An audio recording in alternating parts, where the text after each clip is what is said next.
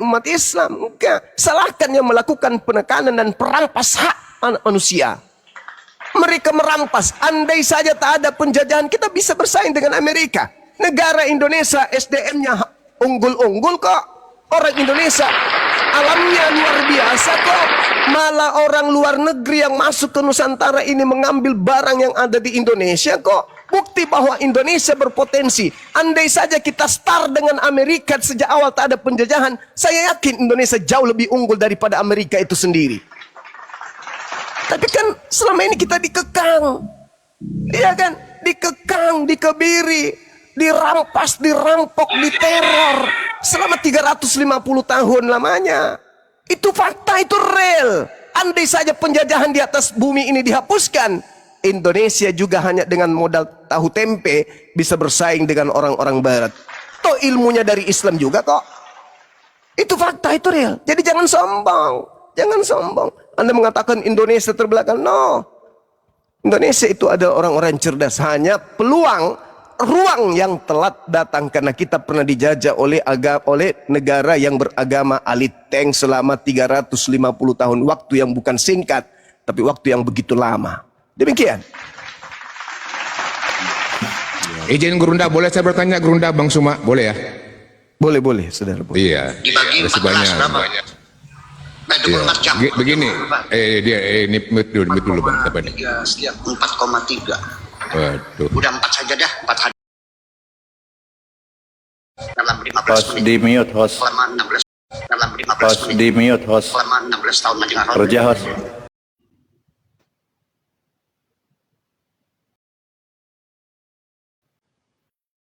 murtad dong. Host. Oleh karena itu, yuk sekarang kita berpikir. Mana hostnya? Moderatornya di mute dulu lah. Jangan takut murtad dong. Jadi gini.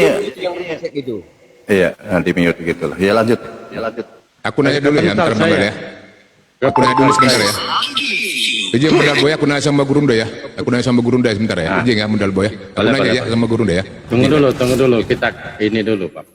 Jangan nafsu juga. Bukan nafsu. Ini yang bikin mana. Tunggu dulu, saya sampaikan dulu. Tadi teman kita itu kenapa dia tadi itu? Saya ke Pental, Gurunda. Jadi teman-teman di bawah, ya kalau saya ke Pental, ada cuplis begitu, di mute aja atau dilempar aja. Tapi nggak butuh yang begitu-gituan. Ya, lanjut Bang Farid sama Iya, makasih. Makasih. Oh, ini Begini Gurunda Bang Suma. Ya, saya Bang Gurunda. Saya Oke. Lanjut. Siap. Lanjut. Maaf. Ya, gini Gurunda Bang Suma. Kan dikatakan di dalam Keluaran 3 Nur 6 gitu kan. Di situ dikatakan bahwa akulah Allah nenek moyangmu, Allahnya nenek Allahnya Abraham, Allahnya Yakub dan Allahnya Ishak. Lantas kemudian Gurunda Bang Suma, apa yang salah ketika Al-Quran menjelaskan dalam surah Al-Baqarah ayat 133 dikatakan bahwasanya agama para nabi terdahulu sebelum Rasulullah itu adalah agama Muslim atau Islam. Iya. Kira-kira apa yang salah Gurunda Bang Suma? Coba kita komparasikan Gurunda, silakan. Jadi sebenarnya tidak ada yang salah pada diri kita sebagai Muslim. Kenapa? Karena Islam datang di tengah-tengah bangsa jahiliyah. Baginda Rasulullah Muhammad SAW tidak mengatakan, hei orang-orang Quraisy, apa yang kalian sembah, yang kalian tidak kenal, aku datang memperkenalkan kepadamu dalam nama Allah. Itu kan tak ada. Ada enggak? Enggak ada. Nabi Muhammad datang menghabisi seluruh berhala-berhala yang disembah oleh mereka. Bagaimana dengan Paulus ketika ke Athena? melanjutkan ajaran orang-orang Athena. Tapi kalau di Islam, Nabi Muhammad datang menghancurkan semua sembahan-sembahan orang Arab kala itu, lalu mengajarkan mereka untuk menyembah kepada Eloah Abraham. Kulu amanna billah wa ma unzila ilaina wa ma unzila ila Ibrahim wa Ismail wa Ishaq wa Yaqub wal asbanti wa ma utiya Musa wa Isa wa ma utiya nabiyyuna min rabbihim la nufarriqu baina ahadim minhum wa nahnu lahu muslimun. Jadi orang Arab meninggalkan penyembahan-penyembahan dewa-dewa mereka, menuju kepada ilah yang disembah oleh Nabi Ibrahim, Nabi Ismail, Nabi Ishak, Nabi Yakub dan keturunannya. Begitu juga Tuhan yang disembah oleh Nabi Musa dan Nabi Isa alaihissalam. Dihapuskan semua pengajaran jahiliyah, berhala-berhala semua dihapuskan. Lalu mengajak Arab untuk berkiblat kepada Tuhan yang disembah oleh Nabi Ibrahim alaihissalam. Itu di Islam, berbeda dengan mereka. Tanya, hei saudara-saudaraku, onyeng, ketika Paulus datang ke Antioquia, datang kemudian di Kiliki, datang kemudian di Filipi, datang kemudian di Pelemon, lalu kemudian ke Athena, lalu kemudian ke Roma. Apakah Paulus melarang mereka menyembah dewa-dewa mereka? Kalau melarang, mana dalilnya? Malah di dalam Kisah Para Rasul 17, Paulus berkata, aku masuk ke dalam kuil kalian dan saya menemukan di atas mimbar tertulis dewa yang tidak dikenal, agnostos theos. Paulus mengatakan apa? Dewa yang kau sembah selama ini yang kau tidak kenal itu, inilah yang aku ajarkan sekarang. Siapa? Kristus Yesus. Ya ampun. Berarti Paulus dengan kata lain mengajak orang-orang Athena untuk menyembah kepada dewa yang mereka yang tidak kenal dalam nama Yesus Kristus. Itu fakta. Maka jangan disalahkan kalau hari ini sedikit lagi mereka merayakan 25 Desember. Kenapa? Karena ternyata berdasarkan Kisah Para Rasul 17, Paulus mengatakan apa yang kalian sembah, yang kalian tidak kenal, inilah yang aku ajarkan sekarang. Apa itu? Menyembah kepada Kristus Yesus. Nah kalau Islam tidak. Islam jelas. Islam meninggalkan orang Arab, meninggalkan sembahan-sembahan mereka yang terdahulu, lalu kemudian menyembah kepada Tuhan yang disembah oleh Nabi Ibrahim. Am kuntum syuhada idh hadara Ya'qubal maut iz qala li banihi ma ta'buduna min ba'di qalu na'budu ilahaka wa ilaha abaika Ibrahim wa Ismail wa Ishaq ilaha wahida wa nahnu lahu muslimun. Nah, itu fakta, itu real. Nah, ada nggak di kitabnya orang Yahudi? Ada. Di mana di kitabnya orang Yahudi diterangkan hal yang sama? Kejadian 17 nomor 6 nomor 7. Apa katanya? Aku akan mengadakan perjanjian kekal.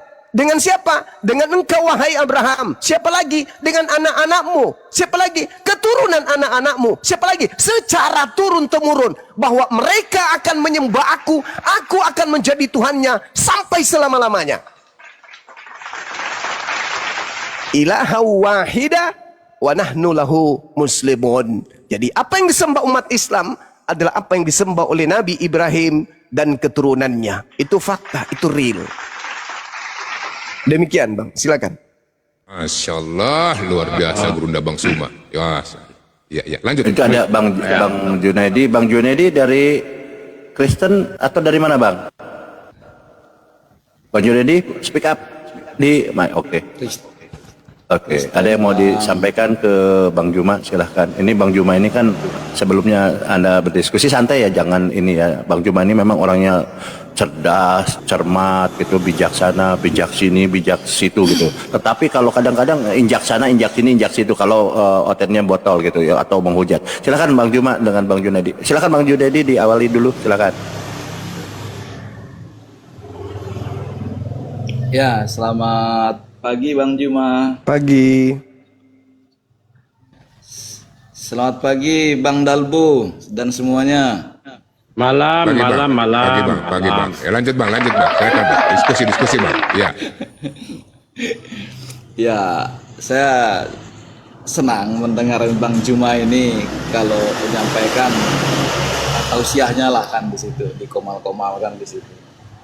Orangnya emang cerdas Bang. Luar biasa, menguasai Al-Quran dan menguasai Alkitab, saya lihat di situ. Nah, namun demikian, ya begitu juga di komal-komalnya Kristen, ya kan? Dan ada juga orang-orang yang cerdas sepertinya Bang Juma ini. Ya penyampaiannya juga tajam ya, di situ. Dan kedua-duanya sih baik dari Kristen maupun dari Islam Bang Juma ya, saya menghargai. Cuman saya hanya lebih menghargai perbedaannya saja Bang. Karena apa? Ya kan, untuk beragama itu kan kita punya hak asasi masing-masing. Dan saya juga menyadari bahwasanya hidup di tengah-tengah saudara-saudara kita yang Islam kan di situ. Di mana setiap keyakinan itu saya hargai. Saya tidak mau menjelekkan agama satu dengan agama yang lainnya dan tidak mau memaksakan kehendak kita ke saudara-saudara kita ke Muslim, ya, karena agama itu pilihan atau hak asasi masing-masing sih. Begitu saya Bang Juma. Iya. Pada prinsipnya Islam juga demikian adanya. Islam itu diajarkan kemudian bahwasanya dalam kaidah beragama tidak boleh mengikuti sesuatu yang tidak kamu ketahui. Tidak boleh. Itu di Islam, Bang. Maka ketika ada ajaran yang muncul dari barat untuk memurtadkan yang kami sebut kristenisasi atau gerakan-gerakan misionaris yang kemudian mereka menggaungkan amanat agung katanya, kami umat Islam itu tidak mudah mengikuti kemudian hal-hal seperti itu. Kenapa? Karena kami menganggap itu irasional. Itu irasional. Bahkan Al-Quran kami menjelaskan begini. Bismillahirrahmanirrahim. Wa qala innama takhastum min dunillah awthana mawadda bainikum. Mawaddata bainikum fil hayatid dunya. Summa yaumal qiyamah. Nah, ini masalahnya di sini. Yakfuru ba'dukum bi ba'd wa yal'anu ba'dukum ba'da. Wa ma'wakum nar wa ma lakum min nasirin. Nah, apa kata Allah dalam Al-Quran? Sesungguhnya apa yang kamu sembah selain Allah berupa berhala-berhala hanyalah untuk menciptakan kasih sayang di antara kamu dalam kehidupan dunia saja. Sifatnya sementara. Kemudian pada hari kiamat, sebagian kamu akan saling mengingkari, sebagian kamu akan saling mengutuk. Kenapa? Karena sebagian kalian mengajak kepada yang lain untuk mengikuti sesuatu yang sifatnya ilusi. Maka yang mengajak kemudian untuk murtad, yang menjanjikan di sini ada keselamatan, di sini ada keselamatan, itu akan saling mengutuk dengan yang dimurtadkan nanti di hadapan Allah. Lalu apa kata Al-Quran? Wa ma'wakumun nar wa ma lakum min nasirin. Tempatmu hanya neraka dan sekali-kali tidak ada penolong bagimu. Maka dalam rancangan keislaman, umat Islam ketika memilih sebuah keyakinan harus berlandaskan terhadap ilmu. Harus berlandaskan terhadap ilmu. Sehingga ketika umat Islam itu berilmu, mereka tidak akan berkata nanti di kehidupan berikutnya, "Lau kunna nasma'u aw na'qilu ma kunna fi ashabis sa'ir." Andai dulu ketika hidup di dunia, kami mendengarkan, kami memikirkan peringatan-peringatan yang datang dari Islam, tentulah kami tidak termasuk dalam golongan para penghuni neraka sa'ir yang menyala-nyala. Umat Islam lebih dulu dilindungi dengan upaya Allah mengatakan, kalau kamu tidak menggunakan akalmu, kalau kamu tidak mendengarkan telingamu untuk mendengarkan, maka di akhirat kelak kamu akan berkata, kenapa dulu saya tidak mendengarkan? Kenapa dulu saya tidak memikirkan? Cuman ikut-ikutan doang. Hanya karena ibuku, ayahku, agamanya ini, maka aku ikut-ikutan doang. Padahal kesempatan diberikan. Ketemu dengan orang-orang Islam, punya akal sehat, hidup dalam kedamaian, tidak ada huru-hara, tidak ada perang, tidak ada tekanan. Tapi justru membuat aku santai. Bukan membuat saya belajar. Maka sekarang saya menyesal menjadi penghuni neraka. Umat Islam itu sudah dijaga lebih awal.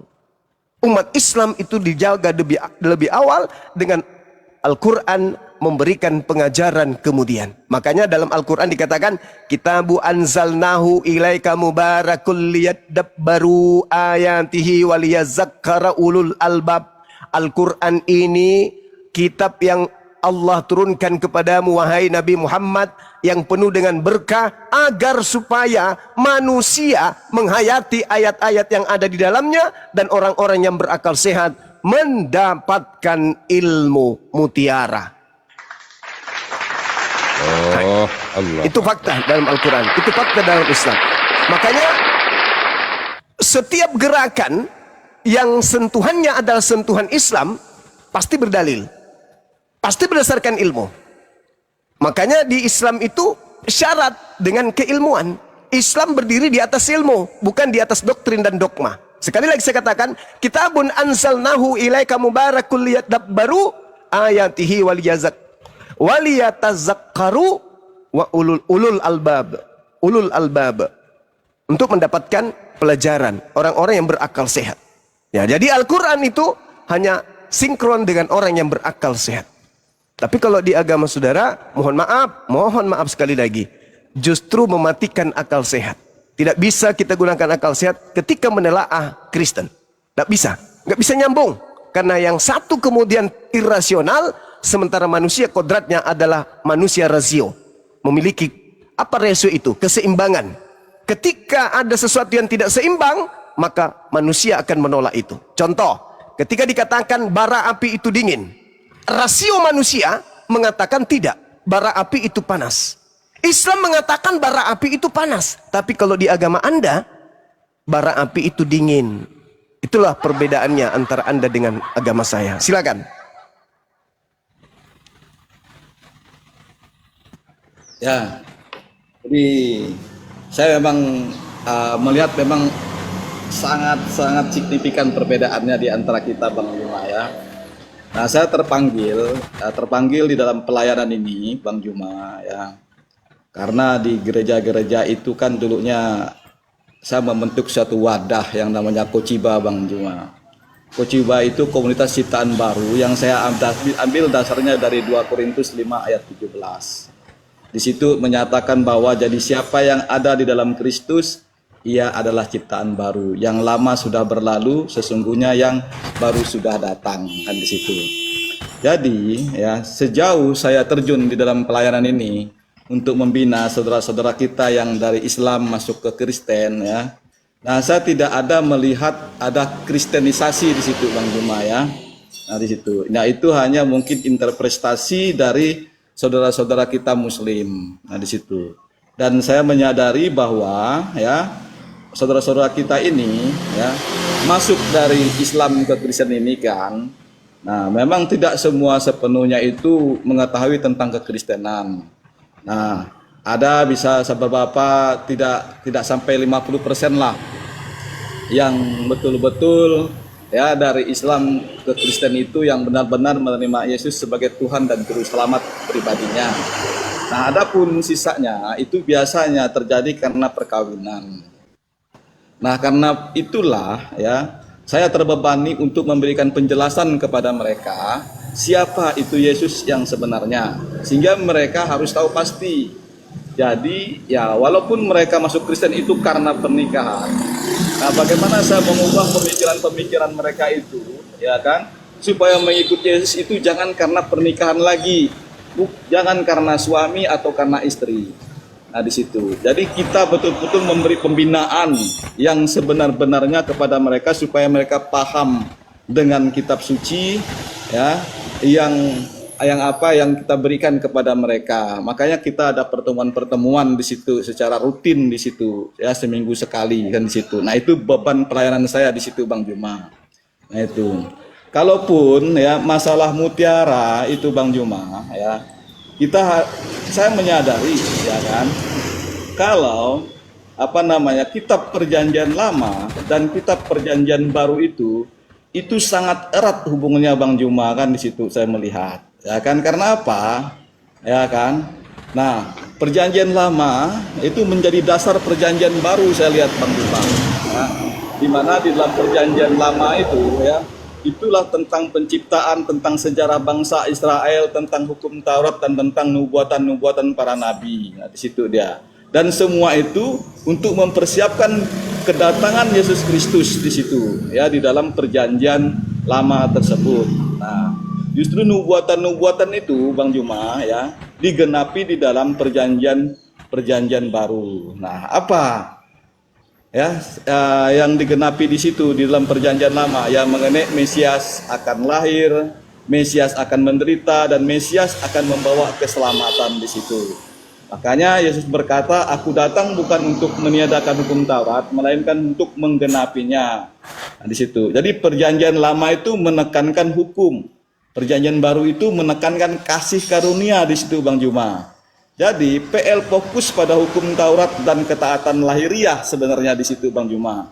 Nah, di situ harus taat semua kepada hukum-hukum di situ. Nah, sementara dalam perjanjian baru itu ya fokus kepada iman kepada Kristus. Ya, di dalam perubahan hidup kita. Jadi relasi kita ya dengan apa di dalam perjanjian baru itu antara hati kita, pikiran kita kepada Tuhan ya, di situ tidak terikat kepada hukum-hukum ya, di situ.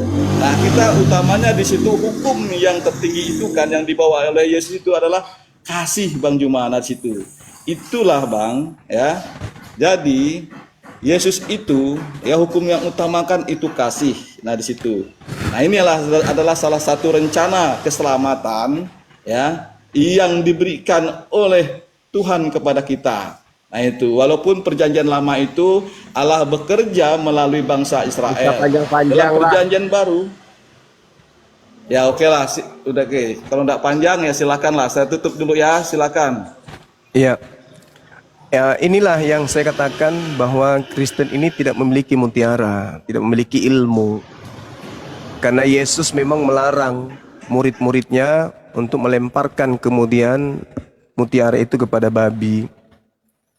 Anda berbicara mengenai kasih. Yesus sendiri mengatakan yang mengasihi aku adalah yang melakukan pekerjaan yang juga aku kerjakan.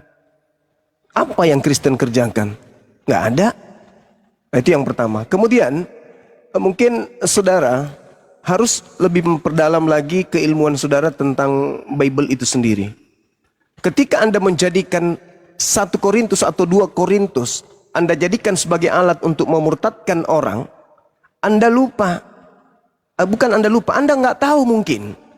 Paulus menulis surat Korintus itu bukan untuk orang Indonesia. Paulus menulis surat Korintus itu hanya untuk orang-orang yang ada di Korintus, tepatnya di Korintia tengah selatan Yunani. Coba Anda baca deh.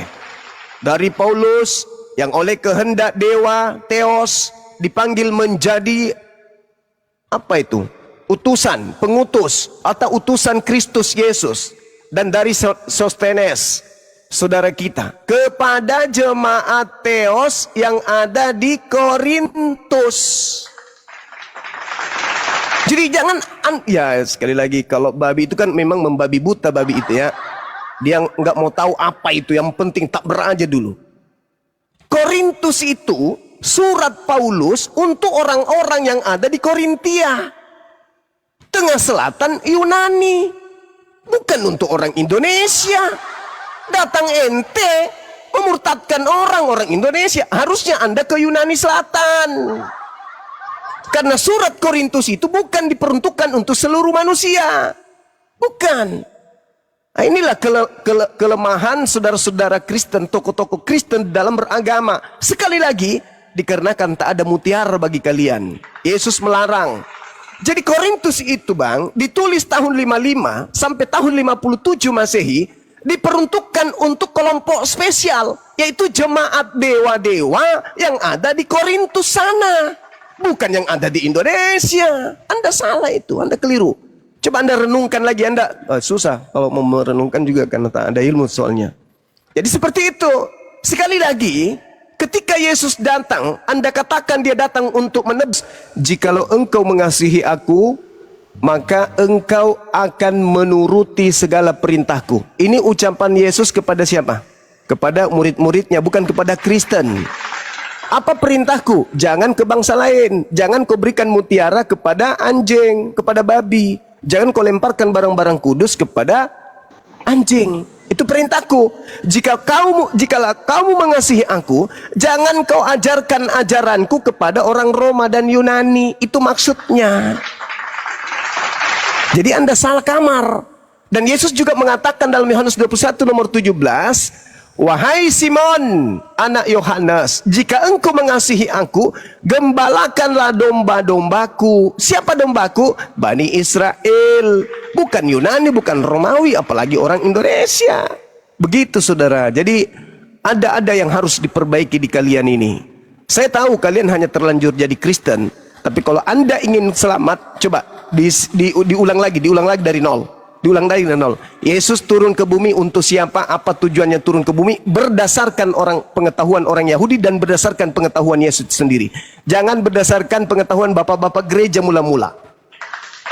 Karena gereja mula-mula itu Romawi Yunani, para penyembah dewa-dewa. Begitu Bang, silakan.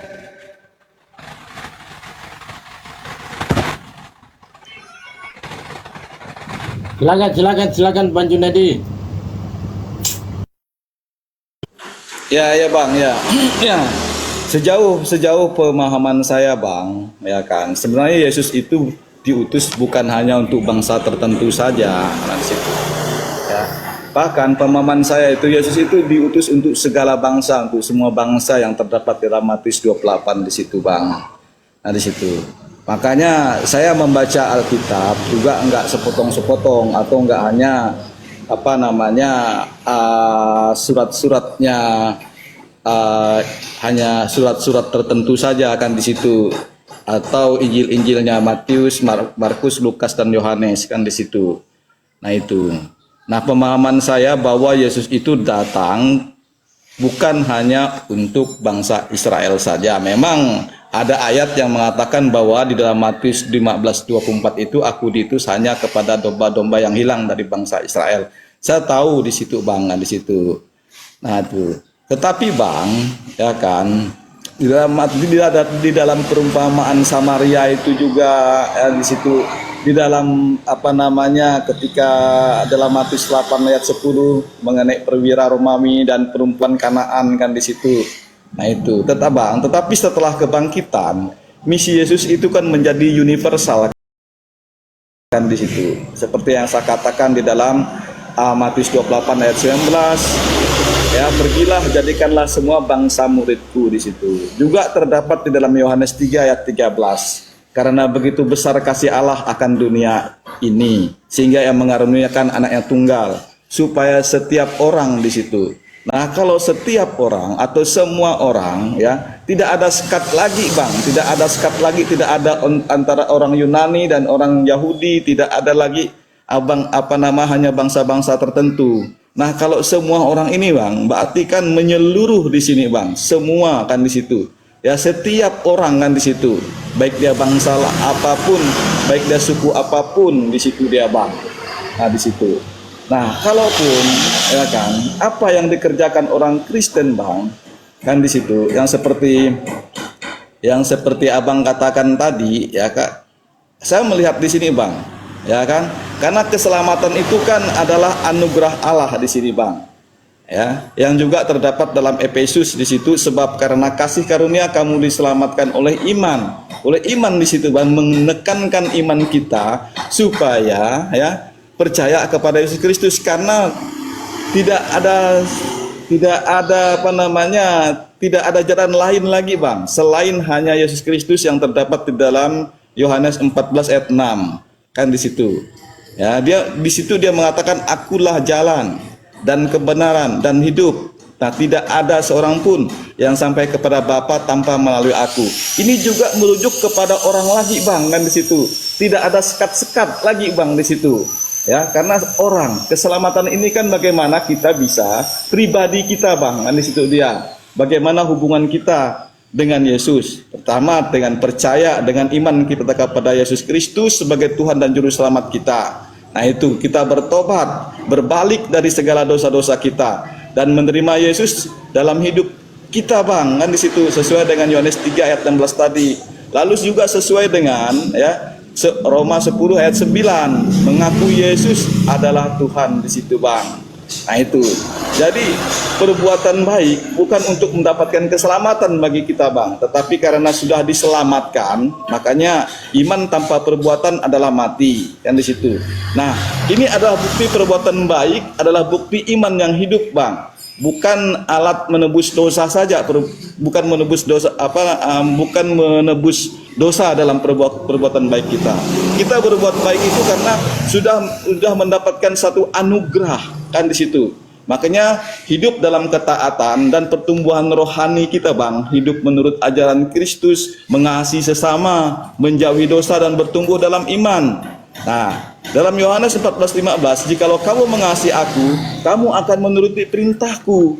Nah, disitulah orang Kristen itu melihat bahwa keselamatan itu adalah anugerah yang harus diterima oleh iman kita dan dinyatakan lewat hidup kita, supaya kita berubah, berbuat baik supaya selamat, melainkan diselamatkan lalu berbuat baik. Bukan begitu, Bang. Nah, itu intinya.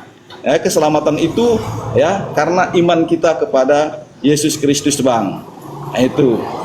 Saya rasa itu. Ya. Saya rasa itu dari saya, Bang. Ya. Memang ada perbedaan, tapi saya menghargai aja kan di situ ya. Iya. Saya ingin membacakan dalil di dalam kitab Tauratnya orang Yahudi ya.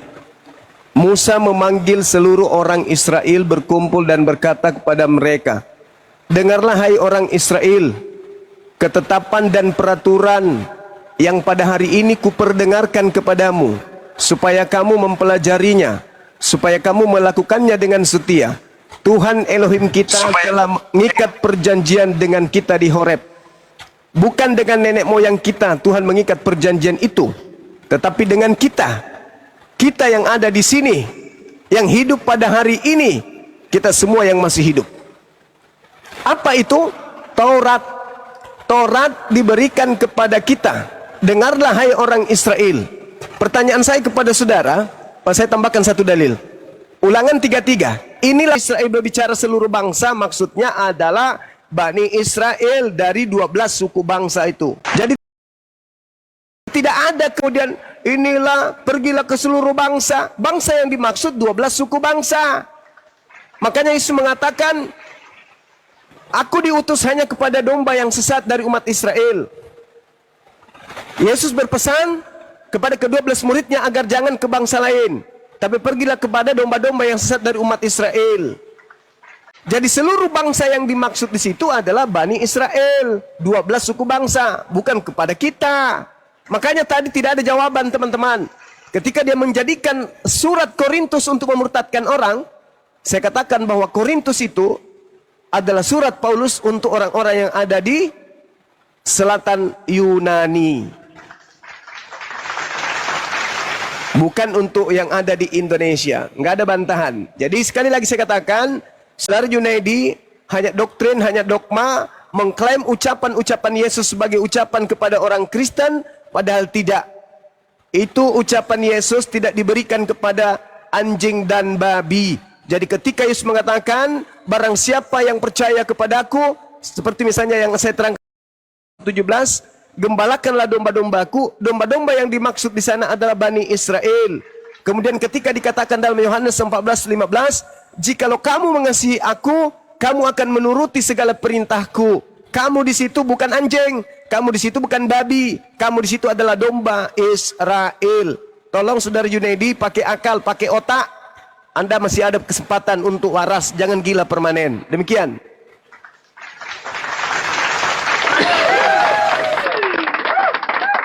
Selamat siang, Pak Aldo. Siang. Kristen apa Oten nih, Pak? Kristen. Kristen.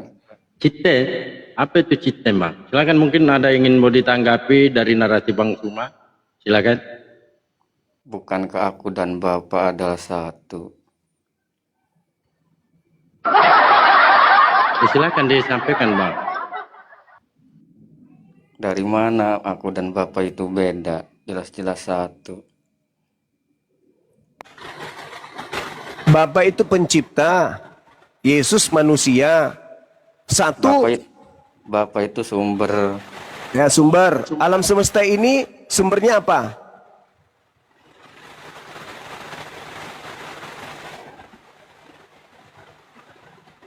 Sumbernya. Ya sungai, pegunungan.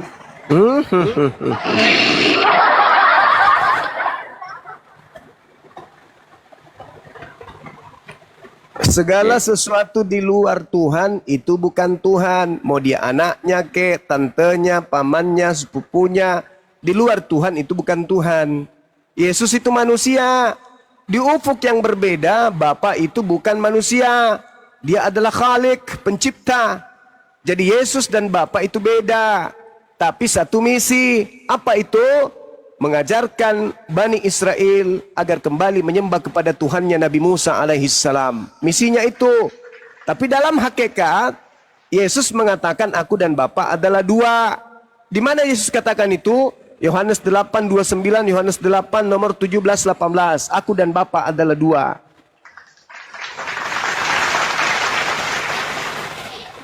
Silakan sahabat-sahabat, di sini hujan deras. Silakan diambil alih sebentar. Lanjut. Siap Gurunda. Ya, memang di sini hujan. Tapi yang saya tahu Yesus itu Allah, Allah sendiri itu. Itu karena kamu nggak punya mutiara. Kamu tidak bisa membedakan antara beras ketan campur santan dengan tai kambing. Emang ada di Al-Quran bahwa Yesus itu bukan Allah. Iya, Yesus itu manusia. Di Al-Quran ada enggak penjelasannya, Bang? Di Al-Quran terkait dengan manusia Yesus itu disebut Isa. Isa itu anak laki-lakinya Maryam. Bagaimana mungkin manusia melahirkan Tuhan? Tapi kalau di Athena Romawi, dewa melahirkan manusia, manusia melahirkan anak dewa itu biasa. Kalau di Yunani, kalau di Romawi, manusia melahirkan dewa atau manusia separuh dewa itu biasa. Tapi arti apapun dia, kalau dia manusia, itu tak ada inkarnasi, tak ada kemudian teofani, nggak ada. Itu buatan Roma Yunani itu. Yesus ketika datang mengakui kalau dia utusan Tuhan untuk hidup kekal, dia harus diimani sebagai utusan Tuhan doang. Nah, Anda berasal dari agama Romawi Yunani, maka wajar kalau Anda menuhankan manusia. Gitu. Tapi kan nggak ada penjelasan. Lanjut yang lain. Ini Yesus itu bukan Allah. Cuma lemah Yesus dia, itu lemah, anak nggak Maria. kuat. Silakan lanjut. Siap Gurunda. Di tempat Gurunda ya hujannya teman-temannya. Jadi ya agak-agak noise. Waalaikumsalam. Mungkin Kandita pasiennya di ini dulu. Ya, assalamualaikum warahmatullahi wabarakatuh semuanya. Waalaikumsalam warahmatullahi wabarakatuh. Ya, Gurunda masih hujan deras teman-teman di lokasinya. Ini Aldus ini, kamu Kristen apa sih, Dus? Aldus, ini dia Kristen apa ini? Aldo. Aduh. Lo. Iya, Kristen apa sih kamu nih? Protestan. Protestan. Ya ada enggak gitu di Al-Quran ya. Sudah paham nggak apa yang dikatakan Gurunda tadi terkait dengan kabar dapat mutiara? Ya kan hanya cuma anak Maryam, utusan, kan cuma gitu. Maksudnya tentang Yesus bukan Allah itu ada nggak di Al-Quran? Gimana? Ada. Nggak, dia bilang apa? Dia bertanya, Ngomongnya, Kandita, dia bertanya, ada enggak di dalam Al-Quran Yesus bukan Allah? Itu dia bertanya. Yesus bukan Allah di Al-Quran. Kalau di Al-Quran ada ayat yang mengatakan bahwa kafirlah orang yang menuhankan atau mengatakan Isa Al-Masih itu adalah Allah. Itu. Jadi seandainya lah bukan Nabi Isa, tapi ada manusia yang mengatakan Allah itu manusia, maka dia kafir. Ya. Jadi menurut pemahaman kami umat Islam, kalau Aldus sebagai orang Kristen, maka yang menuhankan manusia itu kamu kafir. Betul? Di Bible, Di ayat orang mana kafir itu? itu harus diserahkan kepada mahkamah agama untuk diadili. Matius 5 nomor 22. Enggak, yang tadi di Al-Quran tuh ayat berapa? Al-Maidah 73. Gimana? Ntar saya lihat dulu. Al-Maidah 72. Kafirlah orang yang mengatakan Al-Masih itu Allah ini ya? Iya. Oh iya ada ya. Nah, kalau di Bible ada nggak Yesus itu adalah Allah? Kan aku dan Bapak itu satu. Bapak itu kan ada Paulus, Pak. Nah, ketika Yesus berdoa kepada Bapa, Bapa nggak mampu berbuat apa-apa juga. Nah, ketika dia berdoa kepada Tuhannya umat Islam, maka Tuhannya umat Islam menghidupkan Yesus. Ya kan Yesus ketika jadi manusia kan mencontohi ketika berdoa, bersujud itu mencontohi. Saya sebagai nggak nanya manusia. itu mencontohi, Bang. Yang kita bahas di sini, Anda meminta. Ada nggak dalilnya di dalam Al-Quran Yesus bukan Allah? Ada. Surah Al-Maidah 72, kamu sendiri baca. Nah, ketika saya minta, ada nggak di dalam Bible itu Yesus itu adalah Allah? Ya kan? Enggak ada. Di dalam Bible itu, Bang, Allah bukan Bapa, Bapa bukan Allah. Nah, ketika Yesus mau disentuh oleh weweknya, Maria Magdalena, jangan menyentuhku deh. Aku akan pergi kepada Bapakmu, Bapakku, dan Allahku dan Allahmu. Nah, ketika Yesus berdoa kepada Papa nggak mampu berbuat apa-apa. Bahkan Papa lari. Papa, mengapa kau tinggalkan aku? Nah, seandainya Papa tidak lari kencang, dia jawab, aku takut. Ya. Tetapi ketika dia berdoa kepada Tuhannya umat Islam, di Lukas 6:12, Tuhannya umat Islam menghidupkan Tuhanmu.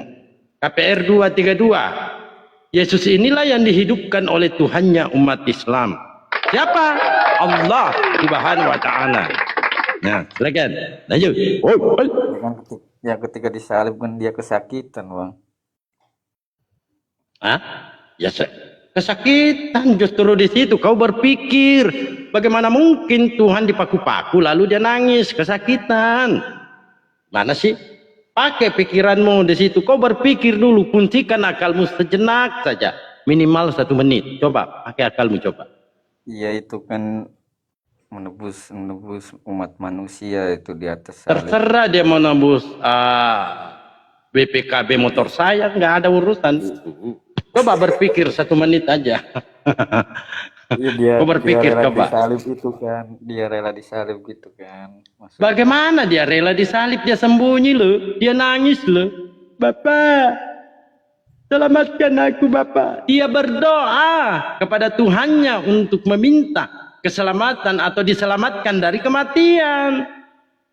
Karena Bapak tidak mampu berbuat apa-apa, maka Tuhannya umat Islam turun tangan menghidupkan Tuhanmu. Itu loh.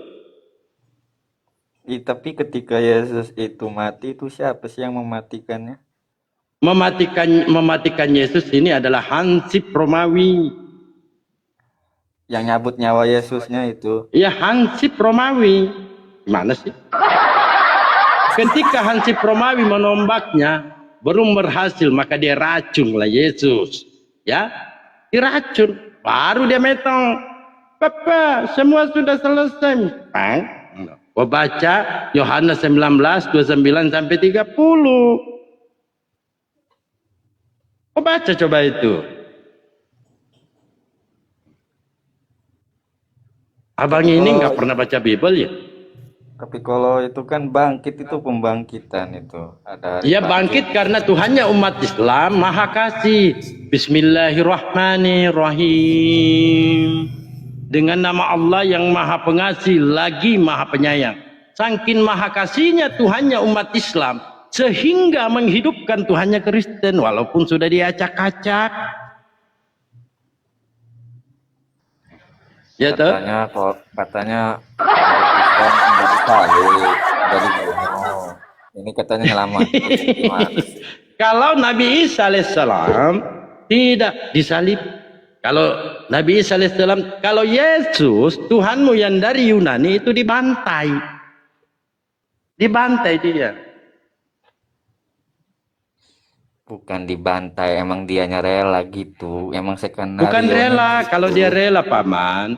Kalau dia rela, ngapain dia sembunyi? Ngapain? Ngapain dia nangis? Nggak ada yang sembunyi orang dia. Kau baca Kalau Matius sembunyi 26 ya 39 dan seterusnya. Kau baca Ibrani 5 nomor 7. Aduh. Apakah kamu tidak pernah diajarkan oleh pendeta di gerejamu? Padahal siang malam, Bang Suma, Kandito, Bandewa, Baal, semuanya mengajarkan pendetamu.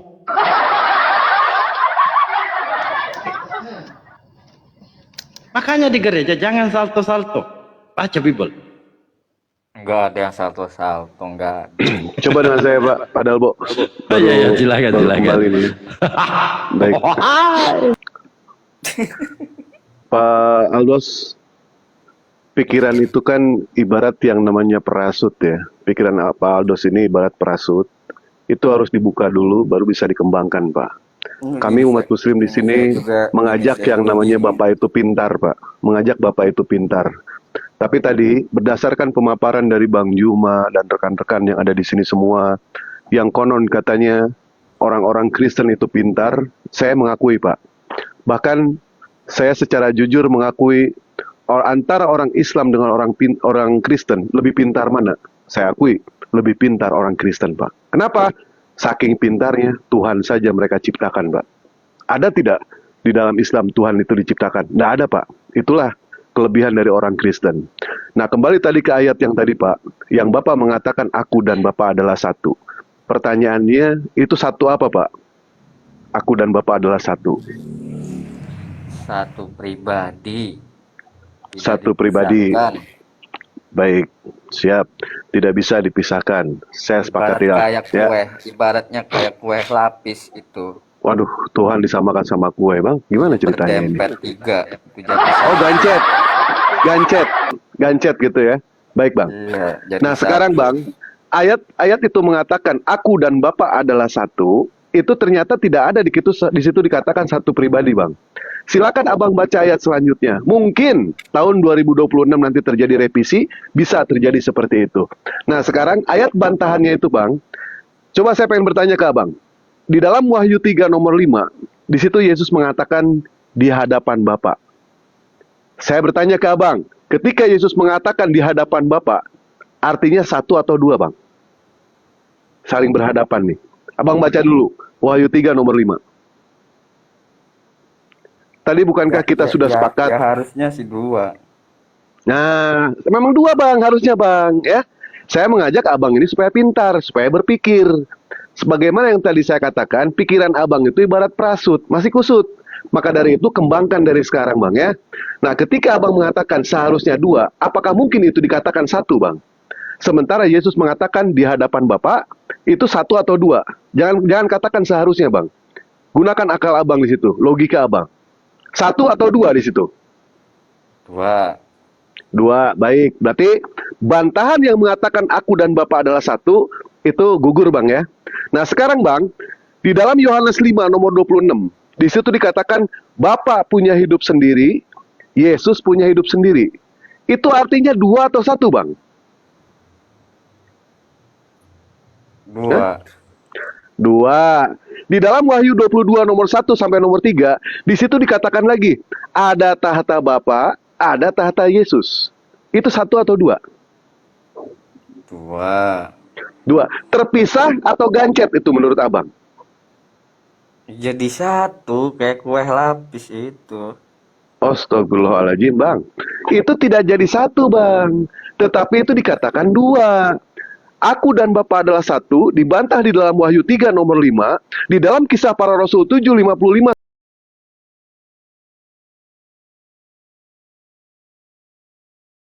Para Rasul 7:55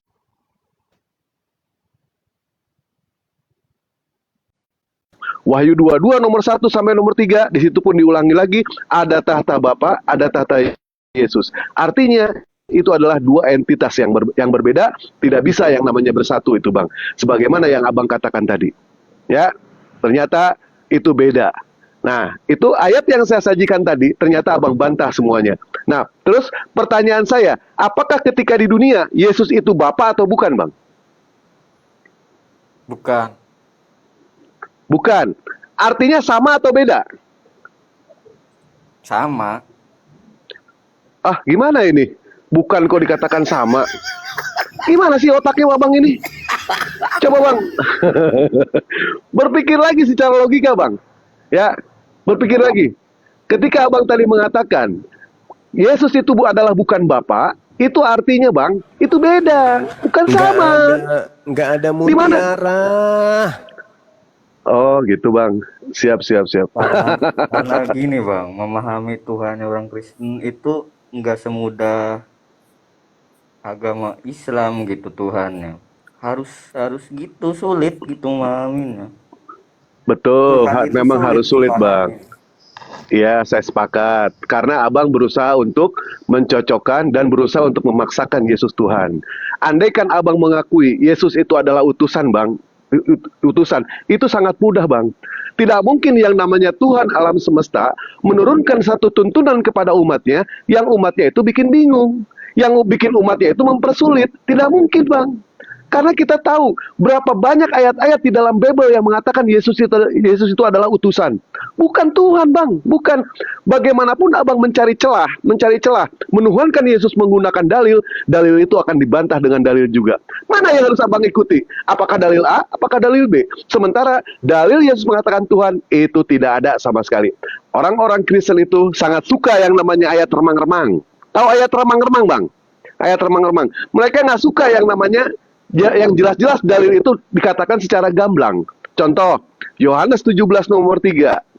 Inilah hidup yang kekal, mengenal engkau satu-satunya Allah yang benar dan Yesus Kristus yang telah engkau utus. Ini ayat gamblang, Bang. Ini ayat jelas, tidak perlu yang namanya ditafsirkan lagi. Tetapi orang Kristen selalu mengambil yang namanya ayat remang-remang. Pada mulanya adalah firman, firman bersama-sama dengan Allah, firman itu adalah Allah. Ini ayat remang-remang, Bang. Aku dan Bapa adalah satu. Ini ayat remang-remang yang multitafsir. Sementara ketika Abang mengatakan aku dan Bapa itu adalah satu, ternyata bukan satu pribadi ataupun satu hakikat, tetapi mereka adalah satu tujuan. Itu yang benar, Bang. Satu tujuan. Apa tujuan Yesus itu? Menyelamatkan Bani Israel, bukan menyelamatkan semua manusia. Dan tadi Pak Junaidi ketika berbicara dengan Bang Juma, dia mengatakan beritakanlah Injil ke segala makhluk, jadikanlah semua bangsa muridku. Ini pun sudah jelas, Bang. Di sini dikatakan jadikanlah semua bangsa muridku. Artinya Yesus itu guru. Kecuali kalau di situ dikatakan jadikanlah hamba-hambaku. Itu baru jelas. Di situ pasti itu bisa dikatakan sebagai Yesus adalah Tuhan. Tetapi jelas di sini dalilnya mengatakan jadikanlah bangsa muridku. Posisi Yesus di situ adalah guru. Apakah ayat itu ayat benar? Saya katakan benar. Walaupun ayat itu adalah ayat sisipan. Makna dari ayat itu mengatakan beritakanlah Injil ke segala makhluk, jadikanlah semua bangsa muridku. Artinya kabarkanlah siapa aku ini. Aku adalah Yesus, aku adalah manusia, aku adalah diutus untuk Bani Israel. Itu maksudnya, Bang. Bukan mengabarkan Injil itu bahwa Yesus itu adalah Tuhan. Bukan itu. Tetapi Wih, ngeri ditombak. Lois, selamat pagi. Tapi kan Selamat saya juga pagi. Kemana Bang Dewa? Hilang. Kena dia.